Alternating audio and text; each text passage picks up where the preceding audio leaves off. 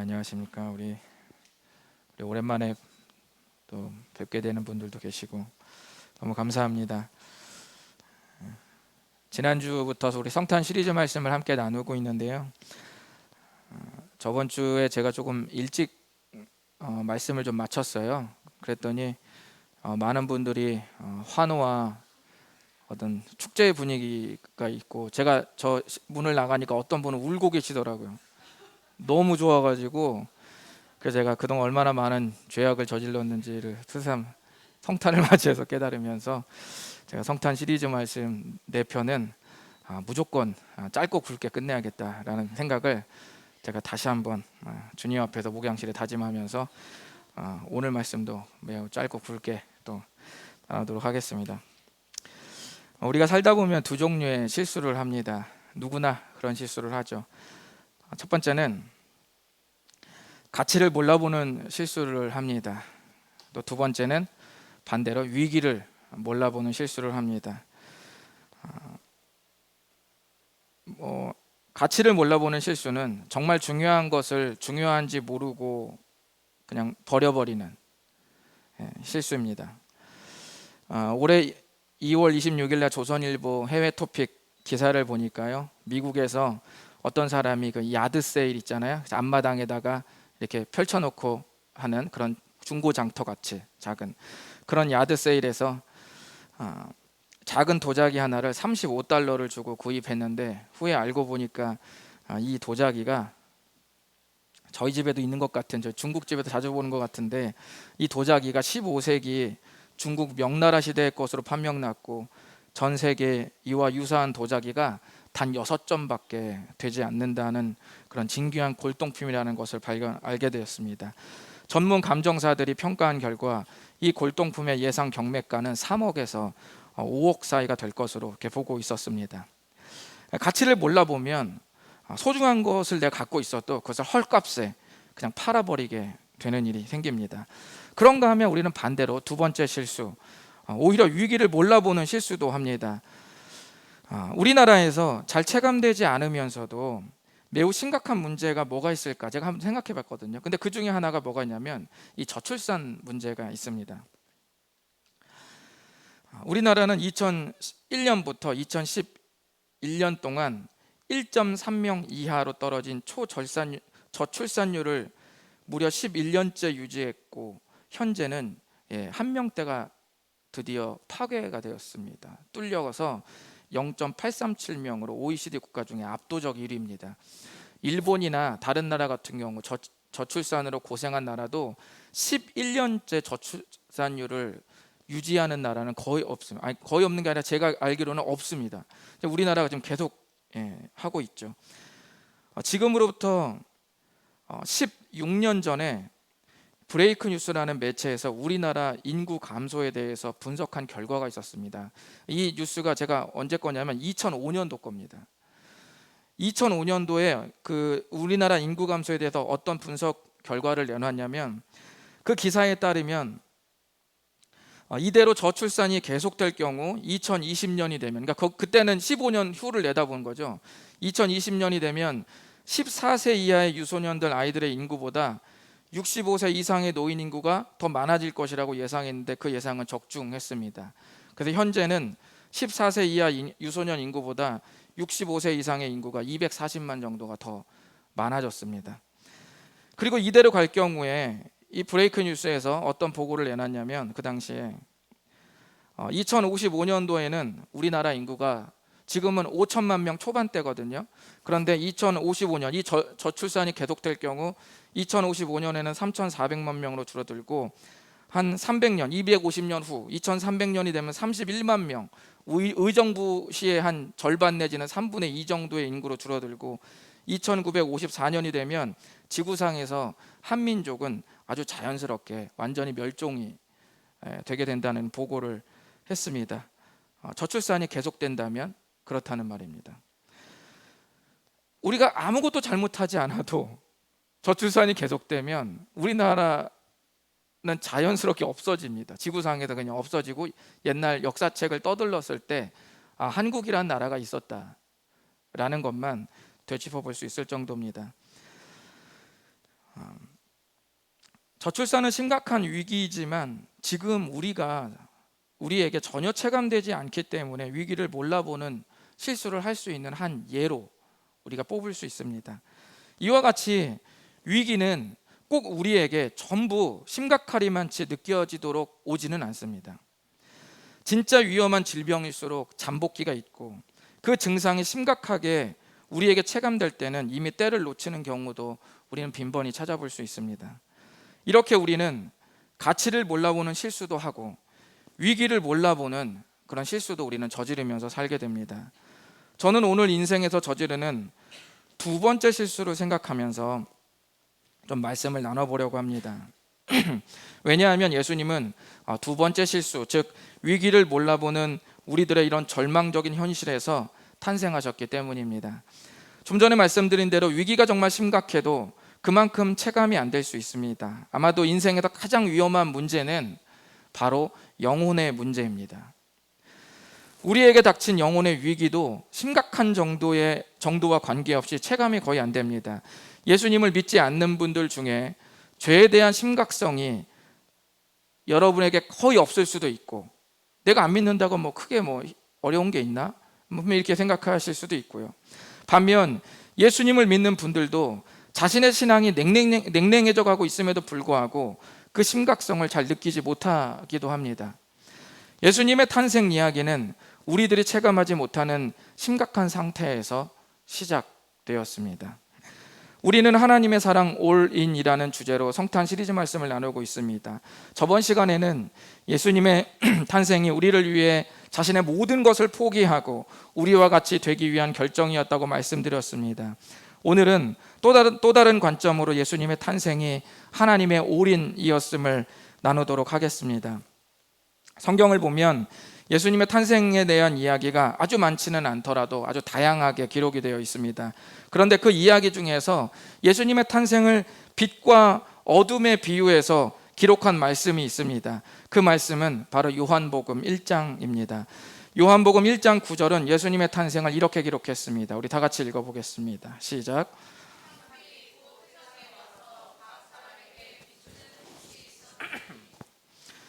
참빛 곧 세상에 와서 각 사람에게 비추는 빛이 있었다. 예수님이 이 땅에 태어나신 것을 성경은 참빛이 모든 사람에게 비추었다라는 비유로 표현되었습니다. 그러면 그 빛을 받고 있는 우리는 어떻게 비유했을까요? 우리 한번 5절을 읽어보실까요? 오늘 본문은 아니지만 5절을 읽어보겠습니다. 시작. 빛이 어둠에 비치되 어둠이 깨닫지 못하더라. 아멘. 예수님이 탄생하실 때 우리의 상태는 어둠이었다고 성경에서 말씀하고 있습니다. 그 어둠이 빛을 깨닫지 못했습니다. 오늘 본문의 말씀들은 이 비유를 자세하게 풀기 시작합니다. 빛이 어둠에 비추었는데 어둠이 그 빛을 깨닫지 못했다는 말이 정확히 무슨 의미일까요? 우리 10절과 11절을 읽어보겠습니다. 시작. 그가 세상에 계셨으며 세상은 그로 말미암아 지은 바 되었으되 세상이 그를 알지 못하였고 자기 땅에 오매 자기 백성이 영접하지 아니하였으나. 아멘. 하나님의 아들이신 예수님이 세상에 오셨는데 세상이 빛이신 예수님을 알지 못했다고 그렇게 했습니다. 우리가 10절만 보면 너무 어려워서 이해할 수 없었구나라고 생각할 수 있지만 11절에서 비로소 우리가 알 수 없었던 이유가 밝혀집니다. 그 이유가 뭡니까? 영접하지 않았다. 받아들이지 않았다. 예수님을 분명히 들었는데 받아들이지 않았다. 그렇기 때문에 알 수 없었다는 것입니다. 영접하지 않았다는 말은 우리가 잘 쓰지 않기 때문에 잘 모르실 수 있는데, 영접하지 않았다는 말은 여러분 생각하는 똑같습니다. 받아들이지 않았다, 믿지 않았다는 그 뜻입니다.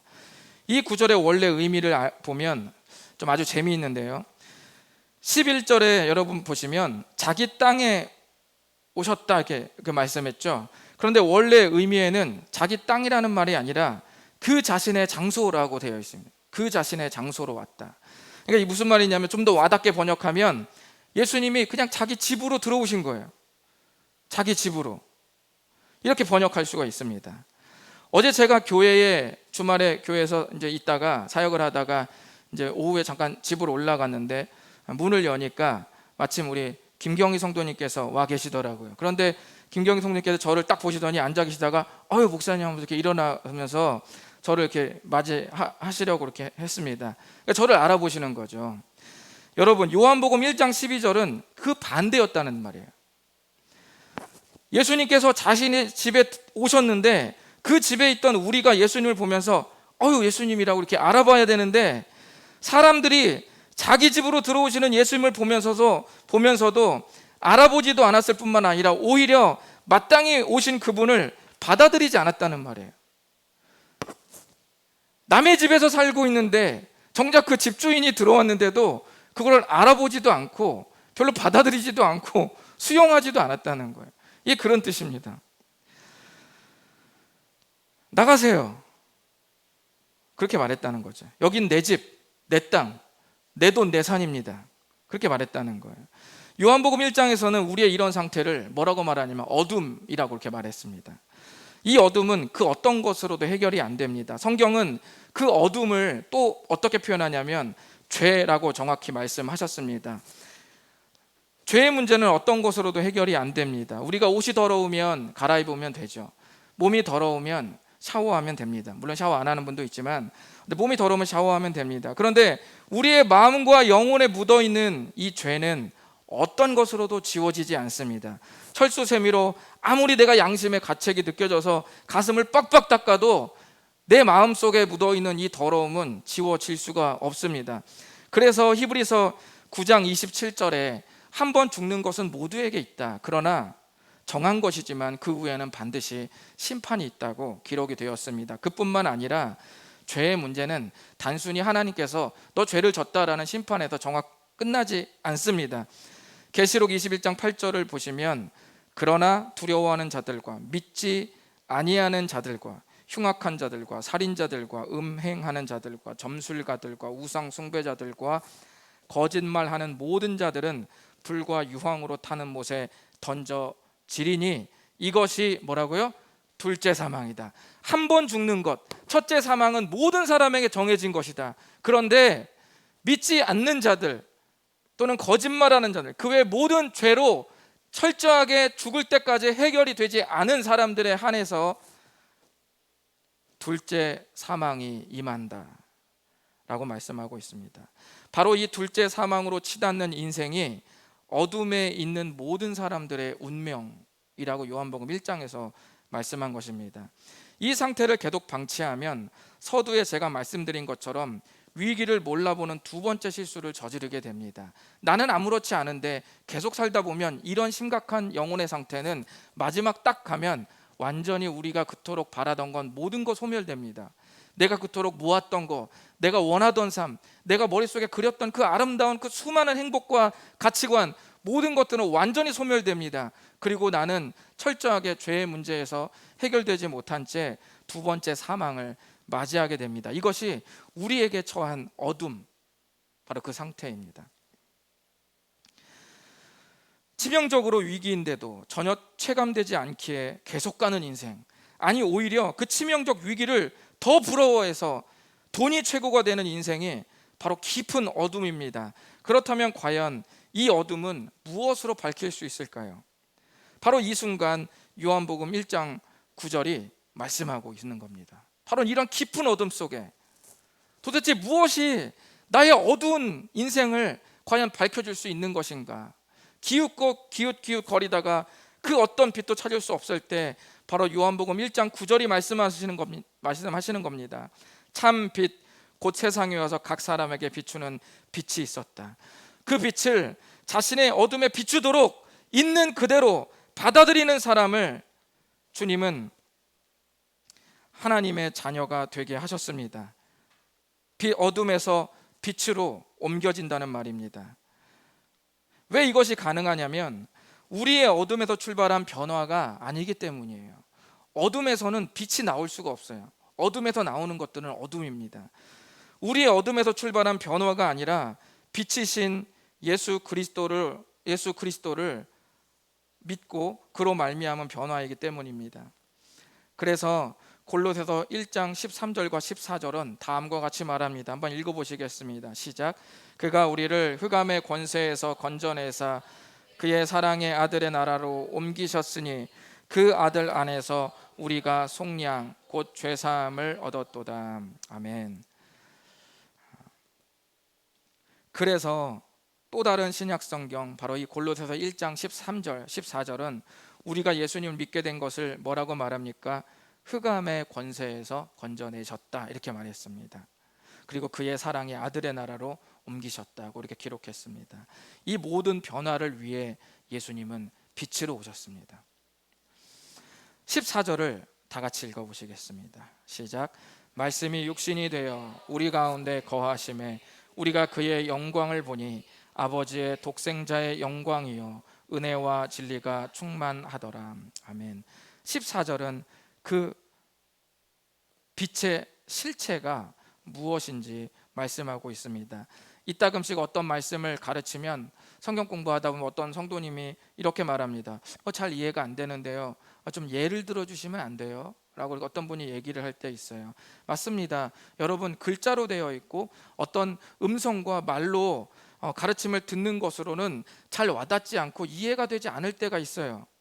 그런데 예수님은 하나님의 말씀이 육신이 돼서 우리의 눈으로 볼 수 있고 만질 수 있고 귀로 들을 수 있는, 오감이 작동해서 완벽하게 이해할 수 있는 바로 그 육신이 되어서서 이 땅에 오셨습니다. 그래서 그 예수님이 몸소 자신의 생애를 통해서 하나님의 말씀을 어떻게 살아내는 것인지 몸소 복음서에서 친히 전부 보여주심으로써 가슴 깊이 와닿을 수 있는 말씀이 되셨고, 글자나 문자로 이해할 수 없는 사람, 책 별로 읽기 싫어하는 사람, 그리고 가르침 들을 때 잘 이해 못하는 사람, 그런 사람들까지도 예수님이 치시 자신의 삶으로 어떻게 살아낼 수 있는 것인가, 이럴 때는 어떻게 해야 되고 이럴 때는 어떻게 해야 되고, 분노와 스트레스가 쌓일 때는 어떻게 해야 되고, 가난함과 소외된 사람을 봤을 때는 어떻게 해야 되고, 용서와 비용서 사이에서 내가 어떠한 움직임과 말을 해야 되는지 철저하게 우리 예수님은 자신의 삶으로 그리고 고통으로 전부 다 와 닿을 수 있는 말씀이 되셨고, 그리고 하나님이 우리를 얼마나 사랑하는지를 눈으로 오감으로 보여주기 위해서 십자가에 달려 죽으심으로 그 죄의 어둠을 걷어내셨습니다. 말씀이 육신이 되어서 이 땅에 비추신 빛은 단순히 어떤 거리를 밝히는 그런 LED 등 그런 빛 정도가 아니라 영광이라고 말씀하셨습니다. 영광 안에 뭐가 가득 찼어요? 은혜와 진리가 가득 찼습니다. 진리는 무엇입니까? 무엇이 옳은 것인가? 은혜는 무엇입니까? 내가 잘못했을 때 또다시 일어설 수 있는 그 따뜻한 기회를 누가 줄 것인가? 그 영광 안에, 그 빛 안에 뭐가 가득 찼습니까? 은혜, 진리, 이 모든 것들이 충만하다. 충만하다는 말 말씀드렸죠. 컵에다가 물을 부으면 물이 찰랑찰랑 하잖아요. 넘치는 거예요. 그게 충만입니다. 예수님께 바로 그 은혜와 진리가 가득 채워져 있었습니다. 어떤 악, 어떤 죄, 어떤 실수도 완전히 녹여버릴 그런 영광입니다. 예수님의 탄생이 왜 하나님의 사랑에 올인이냐고요? 그 어떤 것으로도 해결할 수 없는 어둠, 우리의 모든 인생, 전 존재를 삼켜버릴 흑암, 이 흑암을 비추기 위해서는 하나님의 모든 것을 쏟아내는 빛이어야만 이 흑암을 걷어낼 수 있습니다. 어줍지 않은 빛으로는 되는 것이 아니에요. 하나님의 모든 전 존재를 주님이 다 쏟아내셔야 우리의 모든 인생을 덮고 있는 흑암을 밝히고 걷어낼 수 있는 것입니다. 모든 것을 덮는 흑암은 모든 것을 비추는 빛이어야만 비출 수 있고 덮을 수 있습니다. 완전한 어둠은 완전한 빛으로 덮을 수 있습니다. 이것이 하나님의 사랑의 올인이 아니면 무엇이겠습니까? 말씀을 마치면서 우리가 나눈 말씀을 보면 예수님의 탄생을 빛이 비추었다고 말하지 않고, 여러분, 참 빛이 비추었다 이렇게 말했습니다. 그냥 빛이 아니라 참 빛이에요. 어느 성경에는 정관사가 붙어 있습니다. 무슨 말입니까? 그 빛이라는 말이에요. 유일한 참이신 그 빛, 이렇게 되어 있습니다. 왜 그렇게 정관사를 붙여서 그 빛이라고 얘기했을까요? 당시 그리스 철학자들은 저마다 자신의 지혜와 철학이 온 세상을 관통하는 인생의 빛이라고 주장했어요. 많은 사람들이 이런 인생 문제를 어떤 철학자에게 상담하고 저런 인생 문제를 저런 철학자에게 상담하면 그 철학자들이 자기가 갖고 있는 철학으로 지혜로 그걸 풀어주는 거예요. 그걸 다 인생의 빛이라고 생각했어요. 그러니까 그렇게 자기가 가르치는 가르침이 네 인생의 어둠을 걷어내줄 수 있는 빛이라고 온통 사람들이 말하고 다니니 이거는 빛이 아니라 빛들이라고 말할 수밖에 없었던 것이죠. 그러나 역사가 흐르면서 그 모든 철학은 그냥 당대 유행하는 철학일 뿐 인생을 비추는 진정한 빛은 아니었습니다. 당대 영지주의, 물질과 정신을 나누는 이원론적 세계관에 이러한 철학들이 그 당시는 강렬한 빛으로 사람들이 여기고 그렇게 있을 때 호련히 그 팔레스타인 베들레헴 작은 가난한 집에서, 그것도 사람이 머무는 곳이 아닌 짐승을 키우는 그 마국간에 태어나신 어떤 가난한 집에서 태어난 그 아기에 우리 주님이 태어나셨습니다. 사람들은 주목하지 않았고, 사람들은 그 빛이 정말 내 인생을 흑암을 밝혀줄 빛이라고 주목하지 않았지만 하늘이 주목했고, 요한복음은 그 탄생을 수많은 빛들 중에 진정한 참 그 빛이라고 선언하셨습니다. 그 빛은 갈릴리 작은 마을에서 시작해서 갈릴리 전체를 생명의 빛으로 밝히셨고, 유대를 밝히셨고, 사마리아를 밝히셨으며, 그리고 이제 온 세계를 밝히고 있습니다. 그럼에도 불구하고 오늘날 고대 헬라 철학들이 사라졌음에도 불구하고 아직도 진짜 빛이라고 떠드는 참 빛을 위장한 아류가 늘어나고 있습니다. 돈을 많이 버는 것이 인생의 목적이다. 사람들과 너를 비교하고 사람들의 인정을 받아라. 그것으로 너의 존재감을 뿜어내라. 네가 행복하면 중요하니 너만 챙겨라. 공동체는 신경 쓰지 마라. 사람들 틈에 있는 시간은 직장 생활로 족하다. 네가 인생의 주인이다. 좋은 집, 좋은 아파트 그런 분양받고 좋은 캠핑카 사서 주말마다 가족끼리 여행하며 누리는 그 삶이 진정한 삶이다. 세상은 급변하니 성경 같은 따분한 전설은 믿지 말고 변화하는 세대에 맞춰서 살아라. 불변하는 진리 같은 것은 존재하지 않는다. 심판 같은 것은 없다. 그러니 현실에만 충실해라. 오늘만 살 것처럼 쏟아부으며 살아라. 이런 말들이 오늘날 멋진 삶을 살게 해주는 대안으로 우리의 빛이 되고 있습니다. 여러분, 진정한 빛이 아닌 모든 빛들은 우리를 더욱 피곤하게 할 뿐입니다. 여러분 혹시 빛 공해에 대해서 들어보셨습니까?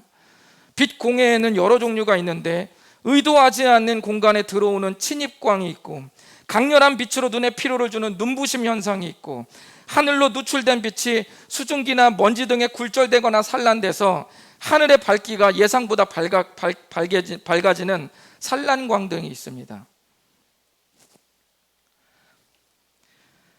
여러분이 보시는 사진은 한밤을 밝히는 도시의 불빛입니다.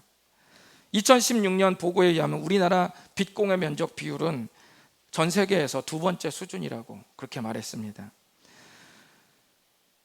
불필요하거나 쓸데없는 빛은, 그리고 빛이 아닌데 빛을 가장한 빛들은 우리를 구원하거나 행복으로 인도하는 것이 아니라 우리를 더 절망으로 만듭니다. 한번 실패한 사람의 뒷다리를 꺾으면 더 큰 실패가, 절망감이 그의 가슴에 못이 박히도록 박히는 겁니다. 우울의 어둠, 무기력의 어둠, 스트레스의 어둠, 분노의 어둠, 이기심의 어둠, 욕망의 어둠, 어정쩡한 그런 잘못된 시기의 어둠들, 이런 수많은 어정쩡한 빛들을 비추는 순간 그 어둠은 오히려 2배가 됩니다. 우리를 완전한 어둠에서 탈출시킬 유일한 참 그 빛, 우리의 모든 어둠을 가져가실 바로 그 빛은 오직 예수 그리스도밖에 없습니다. 예수님의 탄생은 완전한 어둠을 밝히시는 완전한 빛이십니다. 하나님의 사랑 올인 예수님의 탄생, 바로 그 탄생이 하나님의 모든 사랑이 쏟아 부어진 바로 그 빛이심을 여러분 잊지 마시고 그 빛 안에서 여러분의 모든 삶들이 설계되시기를 진심으로 바랍니다. 기도하겠습니다. 이 시간 여러분 눈을 감으시고 주님 앞에 좀 헌신하고 나아갔으면 좋겠습니다. 여러분 정말 여러분의 인생에서 가장 큰 휴식을 어디서 누리고 있습니까? 나의 가슴을, 나의 관심을 사로잡는 그 주제, 그것이 나의 빛입니다. 나의 감정을 제일 사로잡는 그 주제, 그것이 나의 빛입니다. 내 가치관을 가장 영향받게 만드는 그 주제, 그것이 나의 빛입니다. 여러분, 그 빛이 그렇다면 예수 그리스도가 맞습니까?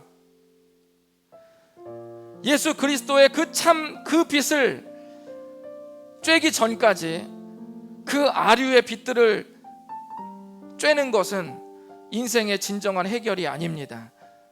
오늘 이 시간 하나님의 사랑이 녹아져 있는 그 어떤 악과 어떤 죄도 녹여버리고 덮어버릴 하나님의 그 영광의 빛을 머금은 채 탄생하신 예수님의 이 성탄을 다시금 마음에 새기면서 주 앞에 헌신했으면 좋겠습니다. 주님, 나는 과연 내 행복을 위해서, 나는 내 인생을 위해서 과연 예수 그리스도를 빛으로 여기며 살고 있습니까? 아니면 대외적으로 그 빛을 예수 그리스도라고 말하면서 내 가슴속 깊은 중심에는 다른 아류의 빛들을, 내 가슴을 어지럽힐 빛 공해에 해당하는 공해 같은 그 빛들을 내 가슴의 중심에 빛으로 여기고 살지는 않는지 주님 이 시간 성탄을 맞이해 다시금 생각해 봅니다. 주님, 빛으로 오신 그 예수님 찬양하고 감사하면서 영원토록 내 인생의 유일한 참 그 빛을 예수 그리스도로 여기며 살게 도와주시옵소서. 다 같이 주님 앞에 헌신하며 기도하시겠습니다. 주님 감사합니다.